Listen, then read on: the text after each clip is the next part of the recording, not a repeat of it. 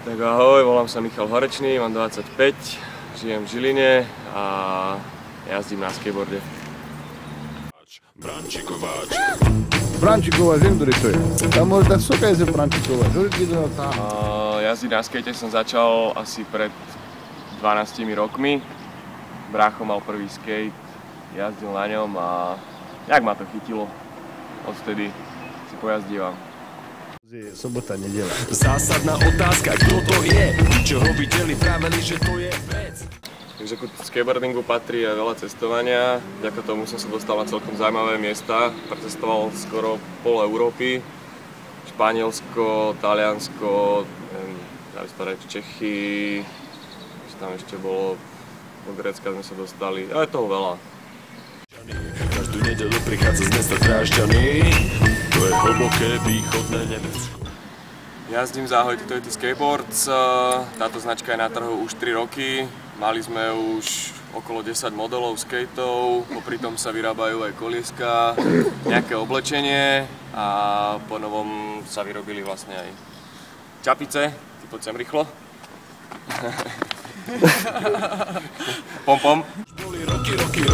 Roky, waka tak čeká.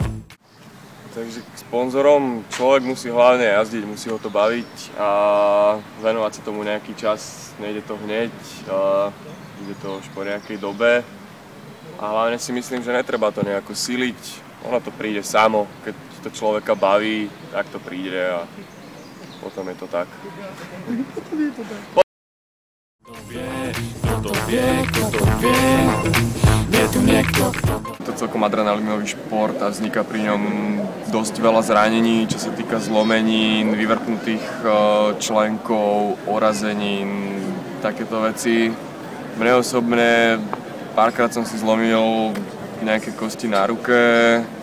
Našťastie zatiaľ to bolo iba s nespočetným množstvom vyvrtnutých kotníkov. Takéto, to som rád zatiaľ, môžem si zaklopať.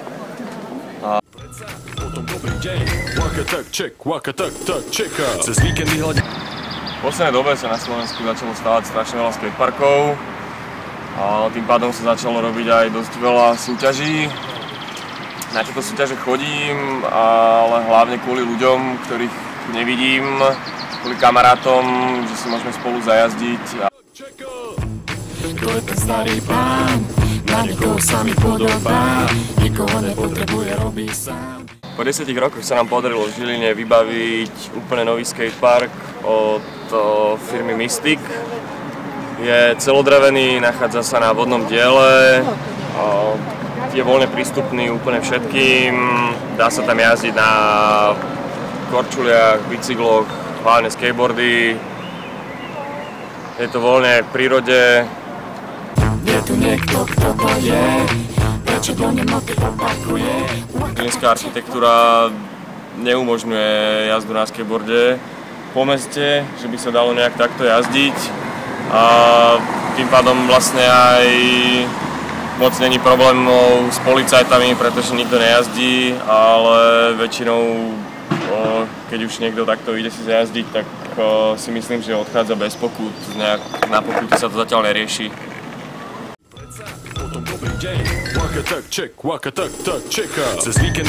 Skateboarding pre verejnosť stále je braný skôr tak outsiderovo. Každý to vníma skôr ako ničenie ulica, ničenie majetku a tieto veci. A veľa ľudí si to spája aj s drogami a s nejakými takýmito veciami, ale celkovo je to len životný štýl, nedá sa to brať ani ako šport, proste človek tým musí žiť a musí ho to baviť takto a vôbec nejako netreba si to spájať so žiadnymi nejakými zlými vecami, ako sú fakt drogy, alkohol alebo takéto veci. Tam ide iba o tú zábavu a o ten pôžitok z tej jazdy. Je tu niekto, kto to je, prečo do nemoty opakuje. Waka tak čeká. Je tu niekto, kto to je, prečo do nemoty opakuje. Waka tak čeká. A nakoniec nakoniec by som chcel poďakovať, že som mohol spraviť tento rozhovor pre Mediamatikov a rád by som pozdravil pani doktorku Slávku Pitoňákovú. Ahoj. Sobota, nedeľa. Zásadná otázka, kto to je? Čo ho videli, pravili, že to je vec. Tá ruka nie je ten, čo robí rap. Rap.